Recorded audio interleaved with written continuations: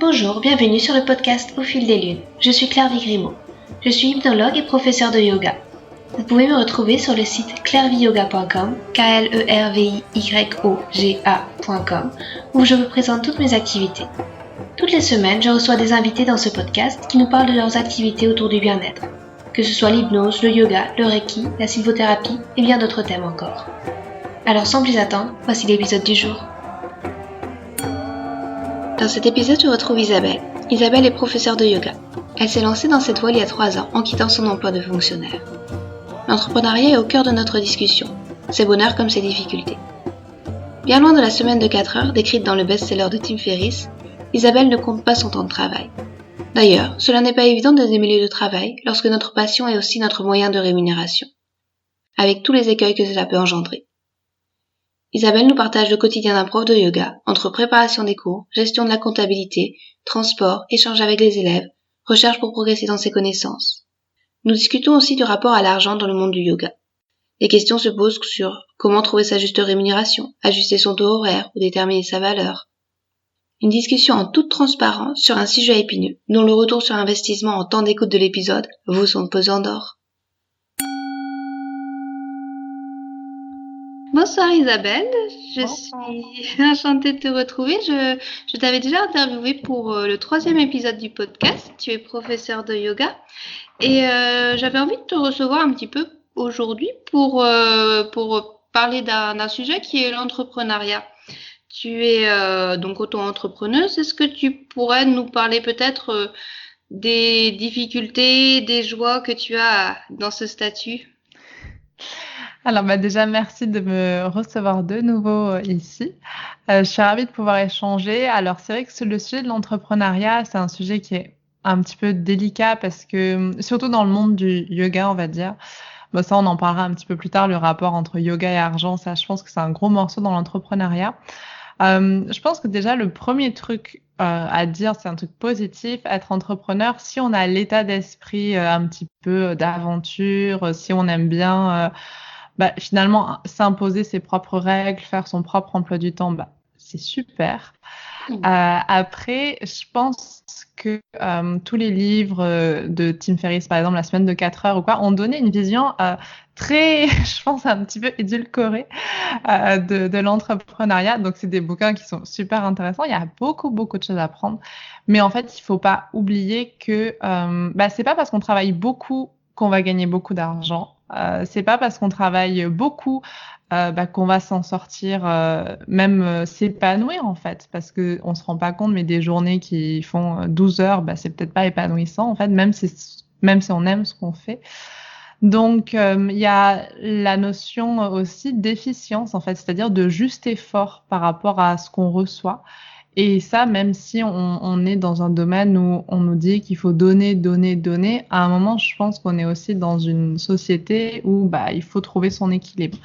Et ça, je trouve que c'est des choses dont on parle pas trop, je pense, parce que moi, c'est vrai que c'est un truc qu'on me dit beaucoup. On me dit, mais tu peux pas te plaindre, tu fais quelque chose que t'aimes. Et je comprends tout à fait. Mais je pense qu'il faut pas oublier néanmoins le statut précaire de l'auto-entrepreneuriat. D'accord, parce que les semaines de 4 heures, c'est pas la réalité au final. Pour moi, non, mais après, je sais que pour certaines personnes... Mais après, je pense que pour personne, c'est vraiment la semaine de 4 heures. Après, il y a des personnes qui arrivent à avoir des semaines qui sont beaucoup plus logiques, où ils divisent leur effort de manière beaucoup plus saine, en fait, pour leur santé mentale, leur santé physique. Donc ça, c'est évident que moi, j'ai encore énormément de progrès à faire là-dessus. Mais dans la réalité de ma vie, non, c'est vraiment... Je me rends compte qu'il faut beaucoup, beaucoup travailler, en fait. Et parfois, pour à la fin du mois, se retrouver avec juste de quoi payer ses charges, de quoi se payer à manger. Donc voilà, donc il y a aussi ça qu'il faut prendre en compte. Il y a le fait qu'on n'a pas de congés payés. Voilà, il y a aussi toutes ces choses auxquelles il faut faire attention. En tant que prof de yoga, on utilise quand même notre corps, même si le yoga, on sait que c'est pas que des postures physiques, mais voilà, il y a le corps qui rentre en jeu. Et c'est vrai que si on se blesse, on est tout seul, quoi. Donc il y a même s'il y a des assurances, etc., il faut quand même se rendre compte que il faut trouver le juste dosage en fait entre travail, récupération, temps pour soi, parce qu'on donne beaucoup aussi aux autres. Et ça, je pense que c'est des erreurs que j'ai fait au début de pas du tout, m'écouter. D'accord. Et pour l'exemple du professeur de yoga en auto-entrepreneuriat, est-ce que tu as une répartition sur les cours de yoga, sur l'administratif? Tu arrives à trouver un petit peu le curseur qui est juste là avec la meilleure efficience possible, justement? Bah, là, actuellement, dans mon emploi du temps, non, je trouve que je donne beaucoup de cours à, par exemple, je fais beaucoup de routes. Et Hmm. ça, c'est vrai que en tant qu'auto-entrepreneur, en fait, enfin micro-entrepreneur, on peut pas déduire nos charges, par exemple. Et ça, c'est un truc où ça vient au fur et à mesure, en fait, quand on fait notre budget. C'est vrai qu'on se dit, mais d'accord, bah là, finalement, c'est pas très judicieux de faire autant de routes pour ce taux horaire. Au final, on tombe assez bas. Et je pense aussi que tout le côté compta, j'arriverai pas à le quantifier sur la semaine, mais ça prend quand même beaucoup de temps en fait. Enfin, en termes de temps, je pense pas que ça me prenne une journée par semaine, clairement pas. Mais je pense qu'il y a toujours une demi-journée quand même où je fais que de la compta, que des choses comme ça. Et je compte pas les réponses aux élèves, je compte pas le planning, je compte pas tout ça, hein. Donc c'est vraiment, on se rend pas compte de la logistique qu'il y a derrière et puis du travail au quotidien. C'est-à-dire que comme n'importe quelle personne, on a du boulot à la maison, entre guillemets, c'est-à-dire qu'on est tout le temps en train de pratiquer pour soi, mais aussi pour les autres, tout le temps en train d'acquérir de nouvelles connaissances pour pouvoir proposer des choses nouvelles et adaptées aux différents élèves qu'on a. Et tout ça, c'est un petit peu la partie immergée de l'iceberg. D'accord. Parce que justement, cette veille technologique un petit peu au sujet du yoga, ça te prend beaucoup de temps. Tu continues à te former. Alors, je continue à me former. J'ai envie de dire, moi, ce besoin de me former tout le temps. Peut-être parfois, c'est peut-être trop, je sais pas. Mais en tout cas, je trouve que c'est vraiment, pour moi, c'est hyper important parce que ça fait que là, on va dire, je vais entamer bientôt ma troisième année que je fais ça à temps plein. Je trouve que je suis encore, enfin pour moi, je m'estime encore hyper inexpérimentée dans la mesure où en fait, j'ai vraiment besoin j'apprends tous les jours en fait des choses nouvelles par rapport à mes élèves. Il y a toujours un truc où je me dis, ça par exemple, j'arrive pas à répondre avec précision à cette question. Donc moi, le plus gros de mon travail, et c'est vraiment là-dessus où j'ai décidé de m'axer le plus, j'ai vite compris que j'allais pas pouvoir être calée au niveau de la mythologie yogi. J'ai compris que j'allais pas pouvoir apprendre le sanskrit en plus. Enfin voilà, je me disais, je fais des choix. Donc moi, je me focalise plus, on va dire, sur le postural et sur l'anatomie. Donc on va dire, mon bouquin d'anatomie, il est toujours sur mon bureau. Il y a des jours où je vais beaucoup le regarder, des jours non, bien sûr. Donc ça, je fais, je pense, il y a une partie quasiment chaque jour, en fait, je n'arriverai pas à le quantifier, au moins 1 heure, je pense. Et je prends des cours de yoga toutes les semaines. Un Mm. cours, quand je peux, un cours par semaine, c'est vraiment bien pour moi.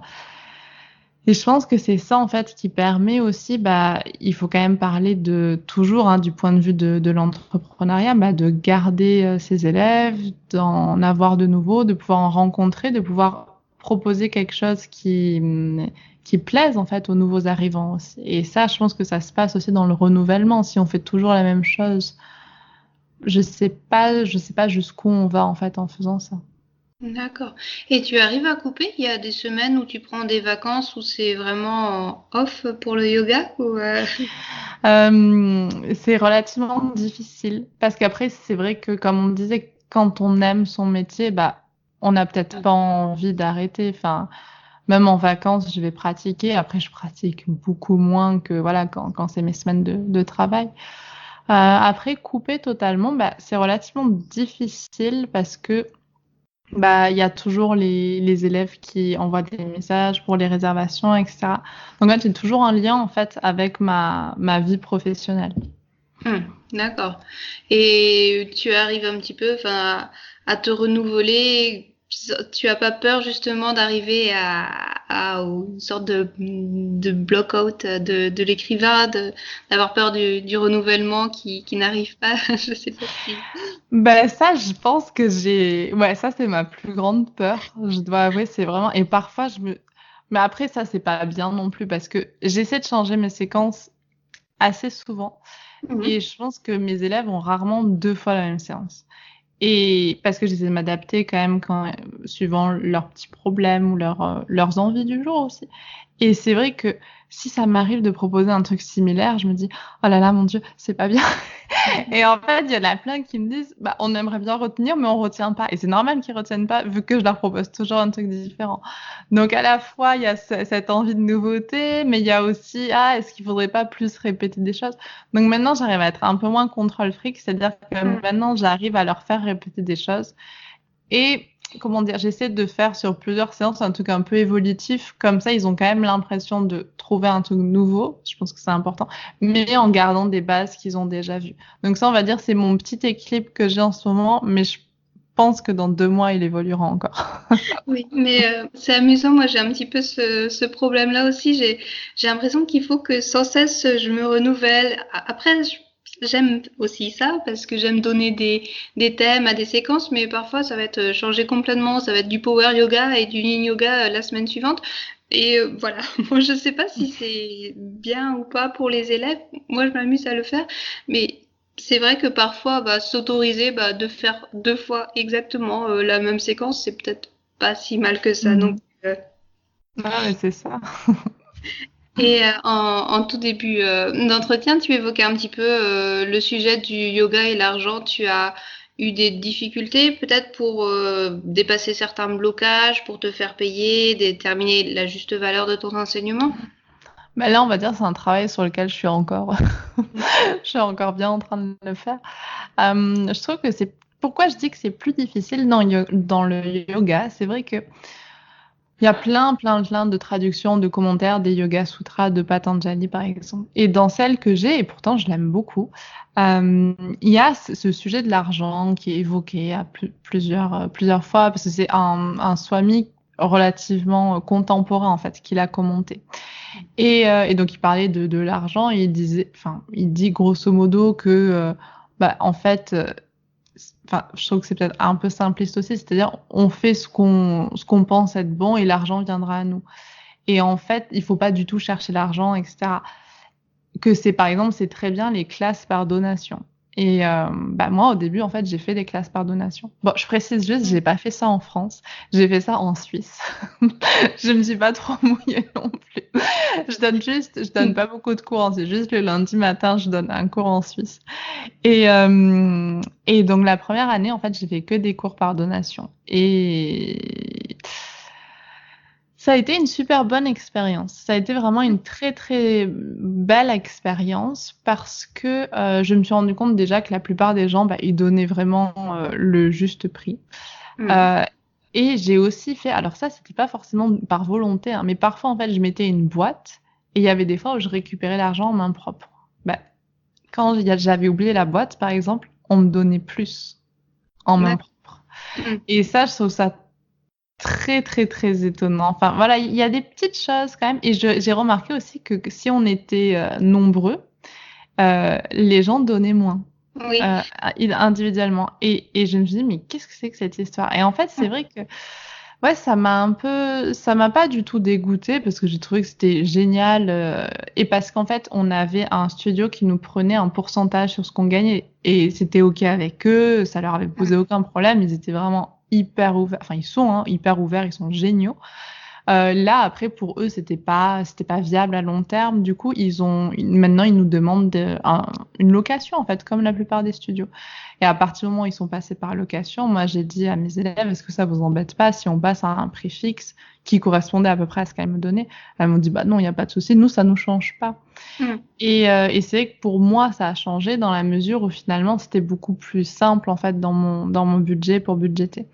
Mais je pense que j'aurais pas proposé ça et je pense que même les élèves auraient trouvé ça bizarre si j'avais fait ça pour un cours je prends un cousin de yoga, enfin un cousin au niveau de la forme, le Pilate, par exemple, qui s'est inspiré des postures de yoga de base. Un prof de Pilate, on va pas imaginer le payer par donation. Et Oui. pourquoi avec le yoga, il y a ça? Donc, il y a tout ce qu'il y a autour du yoga. Et parfois, je ne sais pas, enfin, comment dire, je pense que j'en parlais avec un prof la dernière fois, je pense qu'il y a une différence entre un professeur de yoga et un yogi. Le yogi a dédié sa vie au yoga, il y a presque un côté dévotionnel, qu'on soit d'accord ou pas, mais il y a quand même ce côté-là. Un enseignant de yoga transmet juste comme un prof de musique ou un prof de pilates. Et je me dis peut-être qu'on a une mauvaise conception, c'est peut-être qu'on associe deux choses qui finalement vont pas si bien ensemble.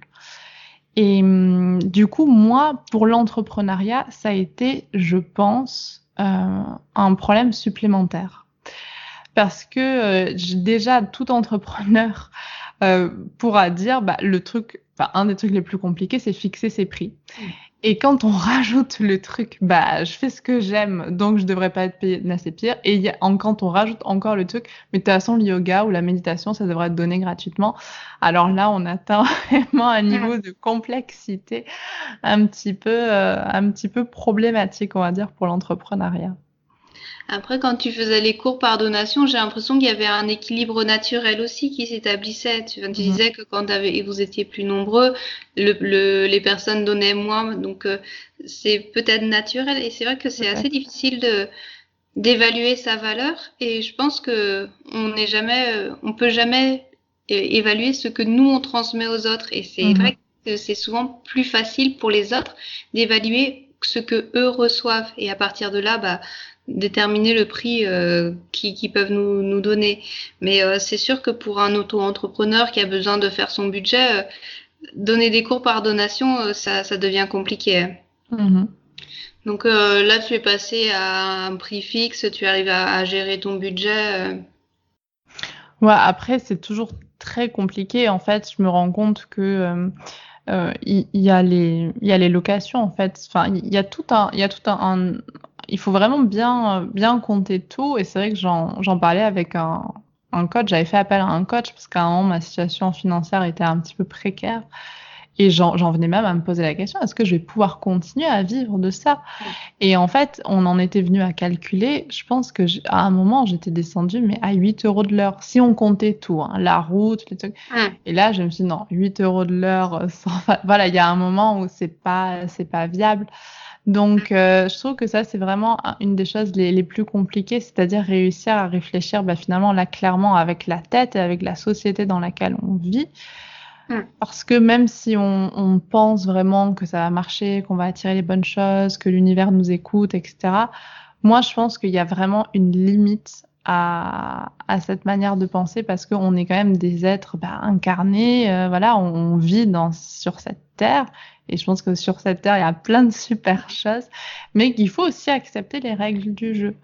Et je pense que parfois, ça passe aussi par faire un budget, par exemple, qui nous paraît peut-être, qui nous fait passer pour quelqu'un d'un peu moins super chill, voilà, je fais des cours gratuits, nanana, mais qui au moins a la tête sur les épaules et peut continuer à transmettre aussi.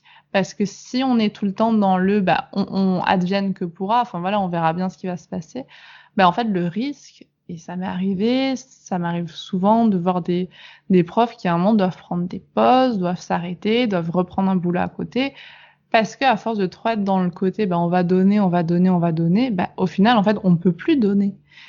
Et c'est ça aussi. Et il y en a pour qui c'est pas du tout ça, mais je pense que dire, ils ont pas bien fait ou ils ont pas cru assez fort à l'univers, je pense que parfois, faut aussi regarder les faits et aussi voir que, malheureusement, je sais pas s'il faut dire malheureusement, mais voilà, il y a des choses à mettre en place, en fait, en amont. Et parfois, justement, je t'ai parlé, j'ai vu un coach, je pense que parfois, il y a des personnes qui sont plus compétentes que nous. Moi, il m'a fallu du temps avant de passer le pas, de dire, je vais demander de l'aide.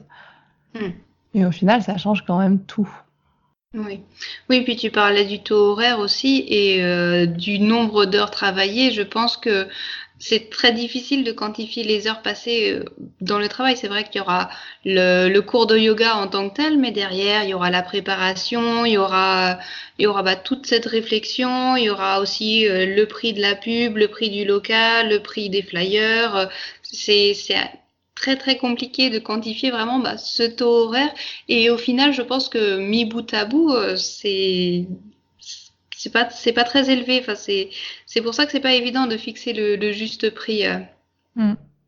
Et du coup, après 3 ans, tu arrives un petit peu à avoir un petit peu plus clair sur la valeur que tu veux demander et aussi les limites que tu imposes à tes élèves ou à toi-même peut-être sur ton temps de travail. Ça commence à être un petit peu plus clair au niveau de taux horaire. Là, s'il faut parler de chiffres, je gagne un petit peu plus que le SMIC. Donc, c'est pas, enfin voilà, j'ai pas de honte à dire, mais gagner un peu plus que le SMIC en bossant, là, je bosse tous les jours sauf le samedi. Je compte pas mes heures. Enfin voilà, c'est vraiment, il y a aussi tout ça qu'on voit pas. Donc, moi, je suis pas mécontente dans la mesure où ça me permet de vivre. Après, ça me permet pas de me payer des vacances de fou. Mais voilà, après, c'est pas. On a fait des choix, c'est-à-dire avec mon copain, bien avant que je devienne indépendante, on avait décidé de déménager dans un appartement plus petit pour pouvoir payer moins de charges. Donc, il y a eu toute une économie aussi au niveau de la vie qui fait que ça va. Mais après, je sais aussi que à long terme, il faudra pertinemment que je change des choses. Parce que là, pour l'instant, c'est OK au vu de notre situation. Je sais très bien, le jour où je veux devenir maman, il y a des petits réajustements à faire parce qu'on peut pas non plus vivre d'amour et d'eau fraîche. Donc ça, c'est sûr. Après, au niveau de la valeur que j'apporte, je pense que c'est hyper compliqué, comme tu disais. En fait, je trouve que c'est super difficile. Maintenant, j'arrive un petit peu plus à me dire, bon, OK, il y a quand même quelque chose de positif à la fin du cours, les élèves reviennent, ils sont contents, ça leur a fait du bien. Donc ça, je suis un petit peu plus contente de moi là-dessus. Après, j'ai toujours peur de trop me reposer sur mes lauriers aussi, donc j'essaie de faire autant attention aux critiques que on va dire aux encensements, enfin voilà, aux compliments. Là, je me dis bon voilà, enfin il faut pas être guidé ni par l'un ni par l'autre, il faut vraiment prendre ce qu'il y a de pertinent dans ce que les gens nous disent. Je pense que ça c'est super important. Je pense que quand il y a des compliments, t'es génial, ça je me dis je peux rien en retirer. Mais si on me dit j'ai bien aimé cet enchaînement, ça m'a fait vraiment du bien au niveau du bas du dos. Ou si quelqu'un me dit là pendant la relaxation, j'ai vraiment réussi à bien ressentir ma respiration.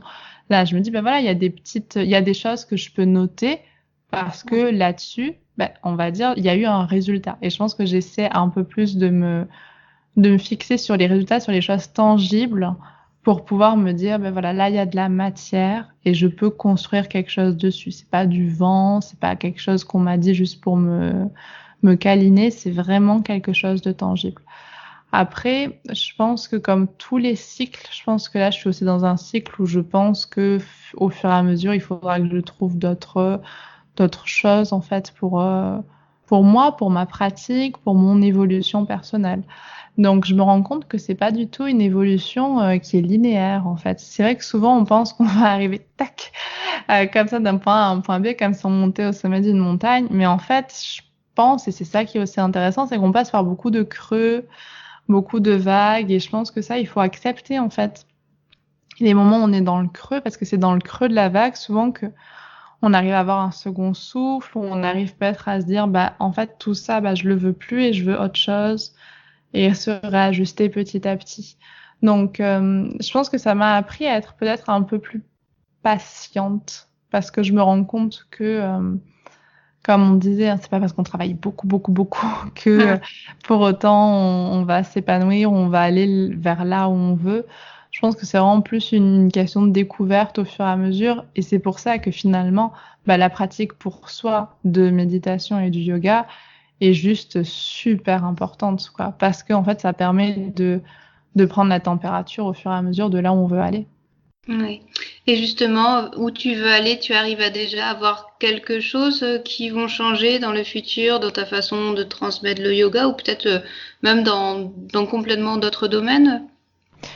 Là, c'est vrai que je pense que dans le futur, ce que j'aimerais faire, que ce soit à côté ou quoi, je ne sais pas encore. Mais c'est vrai que moi, ce qui m'a beaucoup, beaucoup, beaucoup manqué dans ma formation et dans la plupart des formations de yoga, malheureusement, c'est vraiment le point de vue de l'anatomie, en fait, que j'ai trouvé qui était pas assez fouillé. Après, c'est peut-être que j'ai aussi un esprit qui fonctionne comme ça et je pense qu'il faut être tolérant à accepter toutes les manières de réfléchir. Et moi, c'est vrai que j'ai tendance à me dire, OK, l'alignement traditionnel du triangle, il est comme ça, mais est-ce qu'on peut pas trouver une manière de rendre la posture plus accessible? Parce que pour certaines personnes, ça va être compliqué et pas d'attendre 3 ans de pratique avant de comprendre comment bien placer son fémur. Enfin voilà, donc il y a pas mal de petites choses que parfois je trouve. Il y a la question pourquoi qui me vient très souvent. Et la réponse, bah, parce que le gourou l'a dit ou parce que le maître l'a dit, bah, parfois elle me suffit pas. Hmm. Et j'ai un profond respect pour la tradition des gourous, des maîtres, mais je pense que j'accepte aussi maintenant, c'est un truc que j'acceptais pas au début, que c'est pas exactement ça qu'il me faut et qui me nourrit au quotidien et dans ma pratique, que j'ai vraiment besoin d'avoir des choses, ben, encore une fois, au final, tangibles, vraiment des choses que je peux ressentir, voir au niveau du corps, comprendre au niveau du corps. Donc c'est vraiment moi cette relation finalement, hein, moi le yoga m'a appris à respecter mon corps. Et ça, je pense qu'il n'y a pas plus beau cadeau que le yoga m'a fait, mais sauf que maintenant, bah, en tant qu'enseignante, en fait, j'ai envie d'aller un peu plus loin pour Hmm. me dire bah, comment on peut rendre les postures de yoga plus respectueuses de certains corps. D'accord. Et du coup, tu voudrais un petit peu creuser dans cette voie, redécouvrir certaines postures, parce que, enfin, si je peux me permettre, c'est vrai que lorsque je donne des cours à mes élèves en entreprise, bah, c'est des gens qui sont assis derrière Tout à fait. un PC toute la journée. Mm. Et se mettre en tailleur, il y en a pour qui c'est vraiment très très compliqué. Donc même à genoux, on essaie de trouver des variations et c'est vrai que c'est pas facile. Et est-ce que le yoga devrait pas aussi évoluer avec peut-être la société occidentale? C'est un beau projet. Enfin, je sais pas, tu commences un petit peu à réfléchir à trouver certaines alternatives à des postures. Bah, bravo, tu as tout dit. Et je pense que ça a aussi été le fait que bah, je donne aussi des cours en entreprise et je pense que ça a été la prise de conscience en fait, de me dire bah non en fait. Enfin, quand on dit le yoga est pour tout le monde, j'ai envie d'ajouter tout à fait, mais avec Mm. certains ajustements. Et Patabi Joyce, on lui a prêté ces mots, il disait pratique et tout viendra. Bon bah c'est peut-être un poil plus compliqué que ça. Je pense qu'il faut pas oublier notre morphologie. On va prendre, enfin, moi je trouve que l'anatomie est fascinante. C'est un petit peu bizarre, mais je trouve ça fascinant. On prend 5 bassins, les 5 bassins sont différents, l'insertion du fémur est différente. Donc ça, je trouve que là, il y a un truc à creuser. Parce que je pense on n'a pas tous les mêmes vies, on a une vie qui est beaucoup plus sédentaire. Et moi, ce que je remarque aussi dans les cours en entreprise, c'est que souvent les gens viennent au yoga, ça leur fait du bien. Et après, ils me disent, bah, du coup, ça m'a fait prendre conscience que voilà, bah, j'avais quand même du mal à me tenir droit, j'avais quand même pris un petit peu de poids, j'avais quand même, ben voilà, pas assez pris soin de moi, en fait, de me calmer, de me détendre, de respirer. Et d'avoir cette prise de conscience, ben souvent ils me disent, bah, je me suis remis au sport ou je me sens bien pour entamer un petit, pas un régime, mais un petit rééquilibrage alimentaire, manger un petit peu mieux, faire plus la cuisine. Ben, pour moi, quand j'entends ça, je me dis, bah, est-ce que c'est pas de ça dont on a besoin aussi? Parce que Mm. bien sûr que le yoga apporte une certaine spiritualité, mais là aussi, je pense que la spiritualité, c'est le domaine de chacun. Il y a des personnes qui vont pouvoir trouver la spiritualité dans les mantras, d'autres dans le simple fait de regarder la mer. Enfin voilà, il y a beaucoup, beaucoup de manières différentes de vivre sa spiritualité. Et du coup, je trouve que le yoga peut être un super bon moyen déjà, cette prise de conscience du corps pour aller vers autre chose. Déjà, pour moi, on va dire que si je dois me concentrer sur quelque chose, c'est vraiment ça.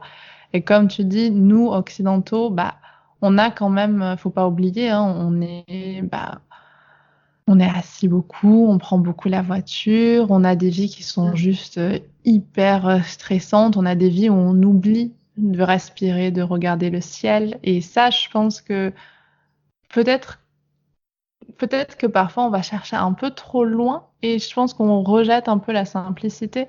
Et je pense que la simplicité, elle passe peut-être dans le fait d'arriver à s'asseoir confortablement en tailleur ou dans toute autre position, juste pour poser son esprit, quoi. D'accord. C'est un beau projet, en tout cas, si d'adapter ce yoga comme ça, je pense que ça le rendra aussi plus accessible à plus de monde et c'est le plus important au final. Et je me permets aussi de te poser une question. Dans le podcast où je t'avais invité, tu parlais de ton projet yoga et montagne. C'est quelque chose que tu poursuis encore? Oui, oui, là justement, ça a un petit peu ça a un petit peu avancé. J'ai rencontré une jeune femme, donc elle a pas encore un site internet, mais ça va venir bientôt, qui s'appelle Happy Track et qui, enfin, la fille s'appelle Ludivine, son site s'appelle Happy Track. Et du coup, en fait, ce serait un site qui pourrait permettre aux profs de yoga ou autres, hein, sophrologues, hypnothérapeutes, enfin voilà, plein de monde, d'avoir des facilités en fait pour organiser ces retraites dans des lieux de montagne. Et je trouve que c'est un super beau projet. Et moi, c'est sûr que moi, comme je dis toujours, finalement, ma spiritualité, je ne sais pas si je dois l'appeler comme ça, mais elle est vraiment dans la montagne. Je trouve que la montagne, c'est une très belle, pour moi, c'est la plus belle enseignante. Et ça, c'est vraiment un truc qui me tient à cœur. Et d'ailleurs, c'est vrai que là, j'ai beaucoup plus fait de montagne ces derniers temps parce que je me suis rendu compte que ma vie pouvait pas être complète s'il y avait pas ça. Et je pense que c'est important en fait que tout le monde à son niveau, on arrive à voir par quoi en fait on a envie avec quoi on a envie de remplir notre vie. D'accord. Du coup, tu vas bientôt peut-être proposer des retraites? Voilà, ce serait l'idée. Mais voilà, après voilà, on verra comment ça évolue. Mais c'est vrai que c'est clair que ce serait l'idée, ou alors aussi peut-être plus axer certaines, comme je propose des vidéos de yoga, des vidéos sur comment est-ce que finalement la pratique du yoga peut nous aider en montagne, parce qu'il y a plein d'aides et on n'est pas obligé de faire des ultra trails ou quoi pour profiter de la montagne. Voilà, juste des bonnes randonnées, ça peut nous permettre déjà d'avoir une bonne idée, une bonne sensation. D'accord. Merci beaucoup Isabelle pour cette discussion, Merci. pour toute ton authenticité. Puis c'était vraiment très agréable de discuter avec toi sur tous ces sujets. Merci à toi, merci pour ta confiance. À bientôt Isabelle. À bientôt. Un petit annoncement pour clore ce podcast. Vous trouverez sur mon site clairviyoga.com, KLERVIYOGA.com, tous les accompagnements disponibles en hypnothérapie et yoga-thérapie. Je suis à votre disposition pour vous accompagner vers un mieux-être, que ce soit en présentiel ou à distance via Skype ou Messenger. Et si vous voulez vous amuser et vivre des expériences fascinantes, faites un tour du côté des Pyrénées-Atlantiques le temps d'un week-end. Une fois par mois, je vous propose des ateliers d'hypnose le vendredi soir et les matinées du yoga le samedi matin. Vous trouverez toutes les infos à la rubrique Atelier du site clairviyoga.com. Enfin, ce podcast est aussi possible grâce à l'espace membre Clairvie Yoga. En devenant membre exclusif, vous aurez accès à des articles inédits, des livrets de développement personnel et un suivi personnalisé de vos projets, où je serai à votre écoute pour vous guider et vous conseiller par un accompagnement vidéo régulier bimensuel. Merci et à bientôt.